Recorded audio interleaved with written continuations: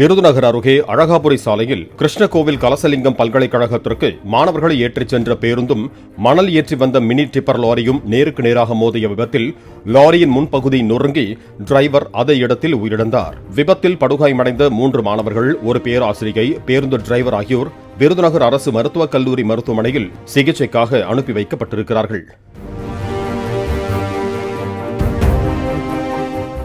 Play store மற்றும் app ஸ்டோரில் இருந்து பாலிமர் செயலியை QR கோடு மூலம் பதிவிறக்கம் செய்யுங்கள். செய்திகளை உடனுக்குடன் பெறுங்கள்.